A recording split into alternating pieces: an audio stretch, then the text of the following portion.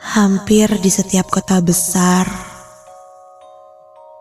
pasti memiliki jalan alternatif bila terjadi kemacetan. Termasuk jalan menuju rumahku. Memang daerah rumahku tak banyak orang yang mengenal, tapi daerahku ini sangat identik dengan pasar tradisional yang cukup terkenal di Bandung. Jalan yang bersebelahan dengan rel kereta api. Dari stasiun Andir menuju arah timur dengan suasana yang tidak terlalu ramai. Yang ada hanya pedagang-pedagang kecil, pohon-pohon yang sudah tua berdiri kokoh menghiasi jalan ini. Namaku Risma. Aku adalah seorang mahasiswi di salah satu universitas yang ada di daerah Bandung Barat. Malam ini, aku akan mencoba menceritakan pengalaman seram yang pernah kualami kepada tim Nightmare Side Ardan Radio. Ketika aku pulang melewati jalan yang katanya angker di Bandung.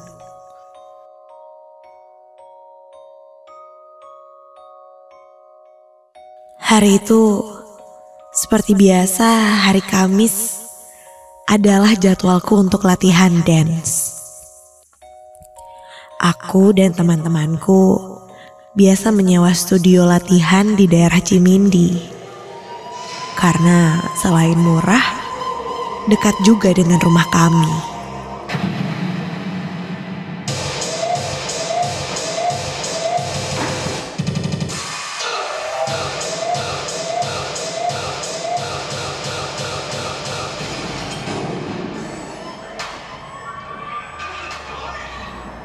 Setelah selesai latihan, kami pun bergegas pulang.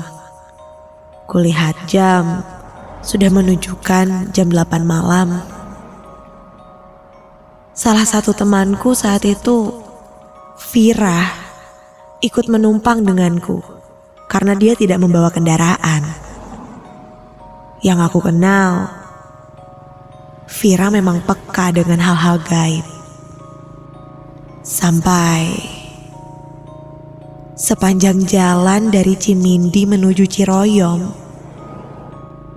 kami pun banyak mengobrol untuk memecah suasana yang saat itu sepi sekali.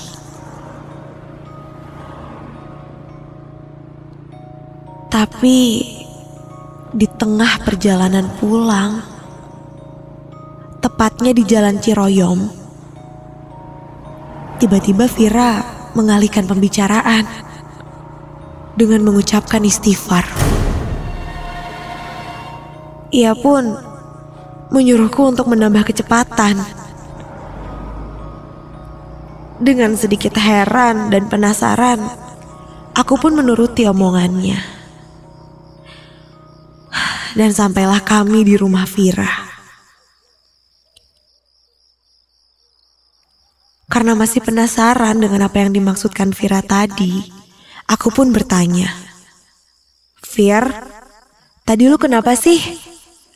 Kok tiba-tiba nyuruh gua ngebut? Ada apa sih, Vir?" Setelah kutanyakan, Vira terlihat hanya tersenyum saja padaku dan bilang, "Hati-hati pulangnya. Apalagi kalau nanti lewat istal kuda lagi." Jujur, mendengar perkataan Vira, aku pun sedikit parno. Karena jalan pulang ke rumahku pasti melewati jalan yang tadi kami lewati. Dan berbicara soal istal kuda, memang ada istal kuda di daerah sana. Khusus untuk menyimpan kuda yang digunakan untuk kendaraan delman. Apaan sih, Vir? Lu mau coba nakut-nakutin gue kan? terlepas dari bayanganku itu. Dan berpikir positif, aku pun bergegas langsung berpamitan untuk segera pulang saja.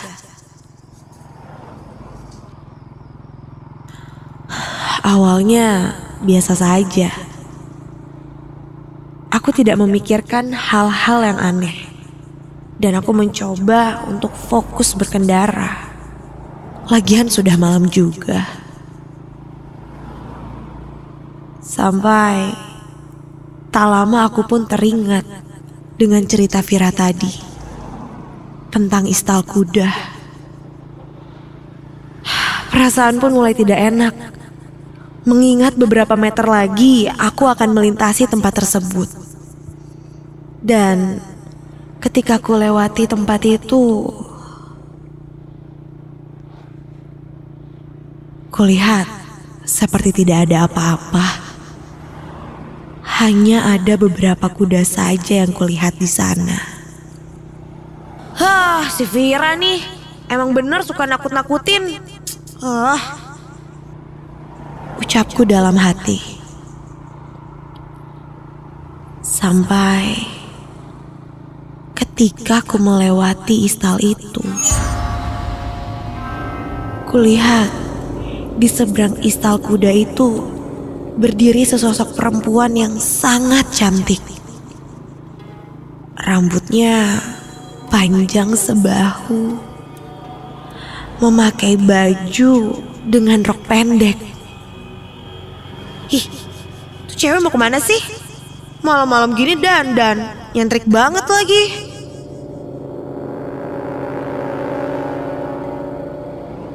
Aku pun lanjut menancapkan gas motorku dan segera menuju rumah.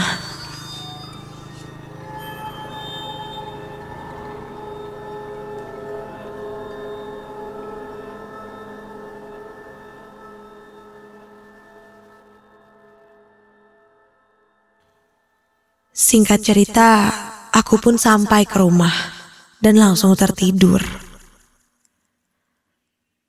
Esoknya, aku bangun kesiangan.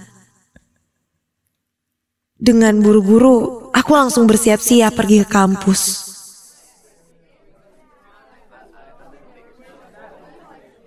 Dan sesampainya di kampus, ketika bertemu Vira, aku pun sedikit membahas obrolan kemarin malam dan menceritakan bahwa aku tidak melihat apa-apa kemarin malam. Dan memang sesuai dengan dugaanku bahwa Vira menakut-nakutiku saja. Tapi lagi dan lagi, dengan senyum manisnya, Vira hanya mengingatkanku untuk hati-hati jika melewati istal itu lagi. Mendengar ucapan itu lagi, aku pun langsung pergi masuk kelas.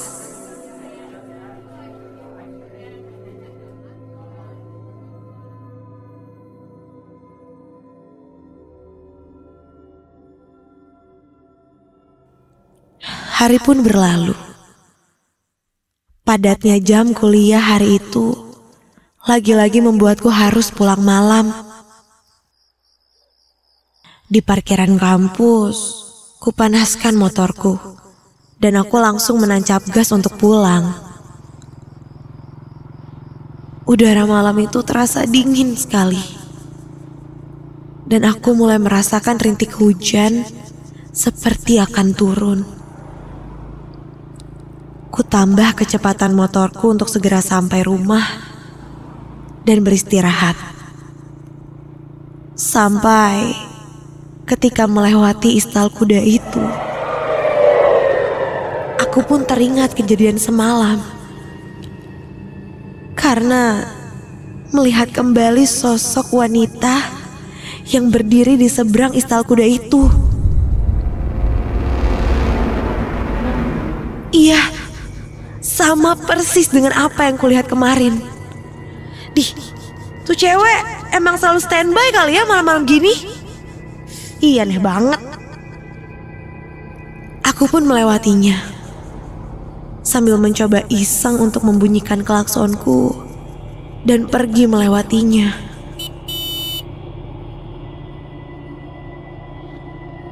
Sampai sekitar depan komplek rumahku, aku merasakan ada hawa panas sekali di punggungku. Awalnya aku menghiraukannya, namun lama-kelamaan hawanya semakin terasa panas. Iya, seperti sebuah tangan yang terasa memelukku dari belakang. Dan ketika kulihat di spion motorku, astaga, sesosok wanita telah duduk di jok belakang motorku ini. Dengan muka pucat dan kurus, bola mata yang putih, ia tersenyum padaku. Itu seperti sosok wanita yang berdiri di seberang istal itu. Dan sosok itu pun tertawa cekikikan. Dia tertawa sangat kencang sekali. Seketika motorku oleng dan aku pun mengerem mendadak sampai aku pun terjatuh.